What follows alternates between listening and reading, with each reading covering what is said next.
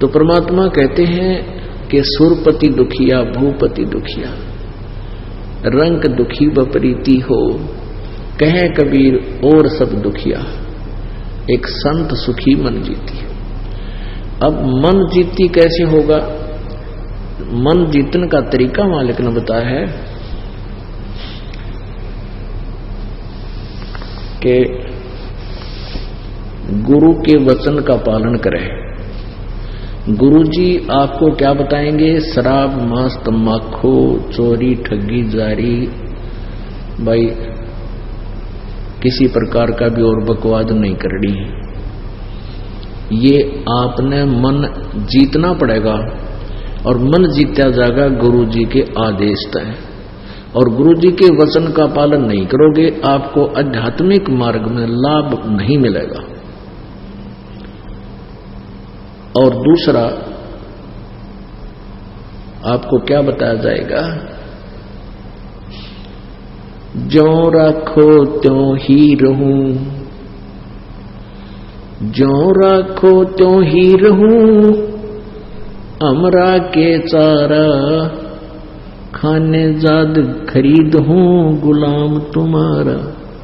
परमात्मा की रजा में राजी रहना सीखना पड़ेगा अपने। परमात्मा चाहे किसी प्रकार भी आपको रखता है, चाहे भूखा रखता है, प्यासा रखता है, पर कहते ये ऐसा नहीं होगा कि भूखा और प्यासा आपको रख ले भगवान, क्योंकि ये दयालु मालिक है।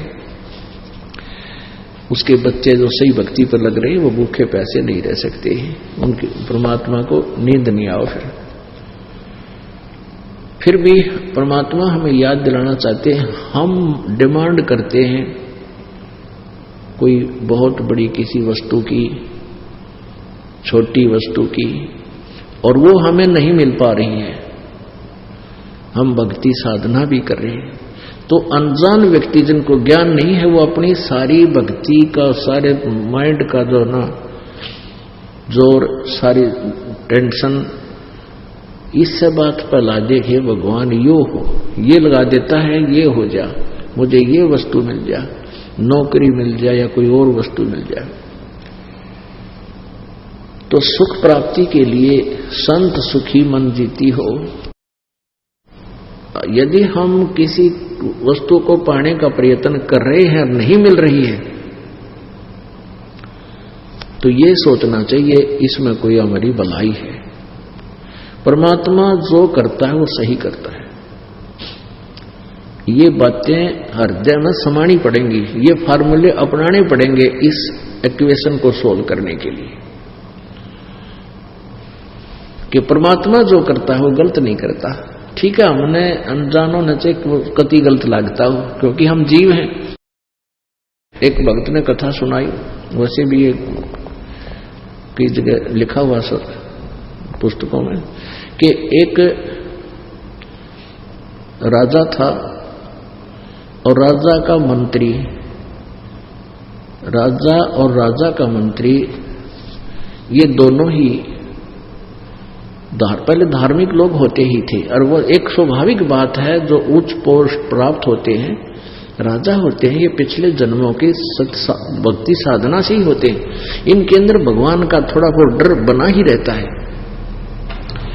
तो राजा को इतना विश्वास नहीं था प्रभु पे, लेकिन मंत्री जी को, मुख्य जो उसका मंत्री था, महामंत्री, उसको बहुत विश्वास था परमात्मा की एक एक वाणी पे। एक दिन राजा अपने खड्ग की, अपनी तलवार की धार चेक कर रहा था, किसी से बातें कर रहा था और महामंत्री वहां खड़ा था। और उस महामंत्री से अन्य मंत्री जो थे वो बहुत चिढ़ते थे कि राजा इसको महत्व तो बहुत देता है।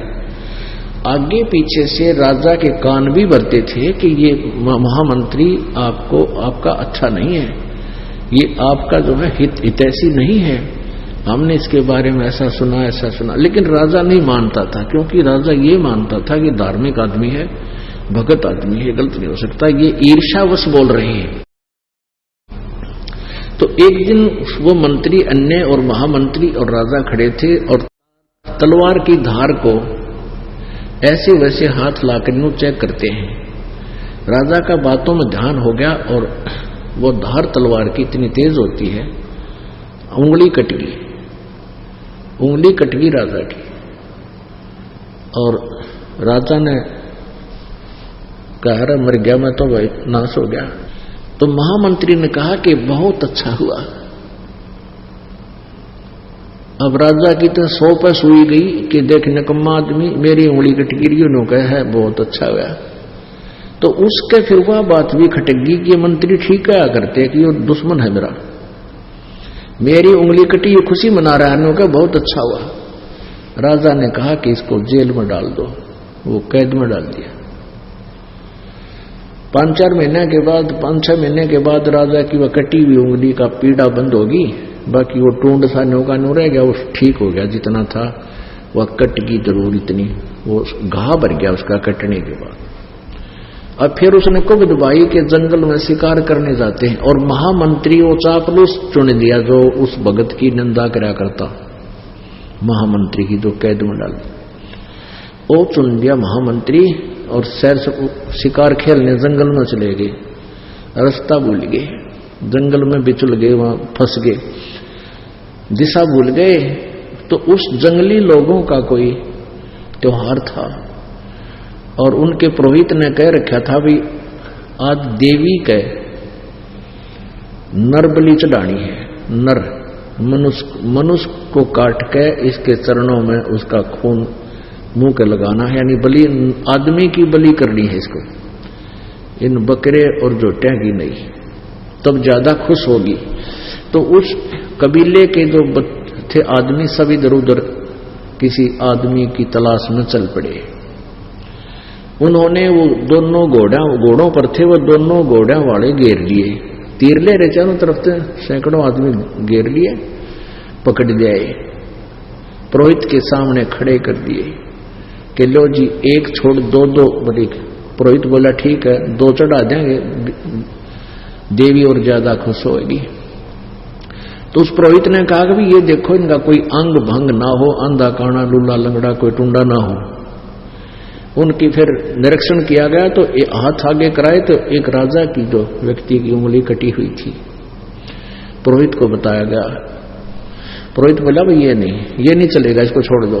और राजा तो छोड़ दिया और चापलू से डाल दिया। वो महामंत्री जो सेकंड बनाया था सब, उसकी काट के गर्दन और कर दिया फारिग। अब राजा की तो जान बची, लाखों पाए, डाकों डाक घर आए। घर आकर उसने रास्ते में 100 बार शुक्र मनाया कि उस दिन महामंत्री सही कह रहा था भगत जी, अरे आंगली कटी तो बहुत अच्छा गया, ओए होए ये तो उंगली ना कट रही होती तो जान गई थी मेरी। अब उसने सबसे पहले आते ही उस महामंत्री को जो कैद कर रखा था उसको कैद मुक्त किया, बरी कराया। और फिर उससे कहा भगत जी आपको मैंने पीड़ा दी, इसकी क्षमा करना, आपकी वो बात आज सत्य सिद्ध हुई। आप कह रहे थे ना उंगली कटी, तो आपने कहा था बहुत अच्छा हुआ भाई, मेरे लिए तो घना अच्छा हो गया, उंगली कट गई, उंगली कटने से मेरी जान बच गई। फिर उसने प्रश्न किया राजा ने उस महामंत्री से कि मेरे लिए तो अच्छा हो गया, मेरी उंगली कटने से मेरी जान बची, तो आपके लिए क्या अच्छा हुआ, ये 6 महीने की कैद भोगनी पड़ेगी। ने बोला मेरे लिए मेरी जान बच गई ना, मैं तेरे साथ होता हूं, मेरी बलि चढ़ाओ। तो आज तो कहते हैं परमात्मा जो करता है सत्कर मान लेना, ये चाहे कथा हो लेकिन ये सत्य है। हमने इतना विचार करना पड़ेगा इस मार्ग पर अगर कदम रखना है, तब हम 2 कदम चल पाएंगे। नहीं तो काल के इतने झंझट हैं, पता नहीं किक के डिमांड, छोटे मोटे कष्ट आ भी जाएंगे। कहते हैं संत शरण में आने से आई टले बला, और जय माथे में सूली होवा काटे में टल जा। यानी भाग्य में जब सूली यानी मृत्यु हो तो काटे में टल जा। इन बातों पर विचार करके हम परमात्मा के मार्ग पर चल पाएंगे और इसके लाभ न उठाएंगे। तो यहां इस प्रकार जैसे आपको कोई हानि भी हो रही है तो न्यो मन जीत्या जाएगा। कहे कबीर और सब दुखिया, एक संत सुखी मन जीती हो। अब जैसे किसी को छोटी मोटी उकचुक हो भी जाती है, तो आपको जब ज्ञान है इस परमात्मा का, आपने मन जीत रखा है, आप भगवान के इस ज्ञान के आधार से इस मन की परों को काट दोगे कि भगवान जो करता है गलत नहीं कर सकता। चाहे आज हमें कितनी हानि होती दिखे है, लेकिन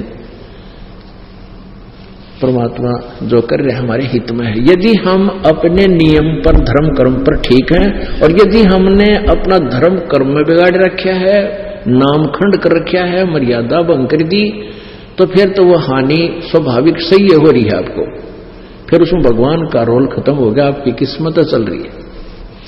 तो इसलिए कहते हैं जब लग हंसा हमरी आना और काल लगे नहीं तेरा बाना। परमात्मा कहते हैं जब तक मेरा भक्त मेरी मर्यादा में रहेगा, आन में, आन कान बोलते ना, तो तब तक काल तेरा तीर नहीं लगेगा, तेरे कर्म दंड को मैं तो उसको हानि नहीं दे सकता। तो हमने भगवान की प्रत्येक मर्यादा को ऐसे पालन करना चाहिए जैसे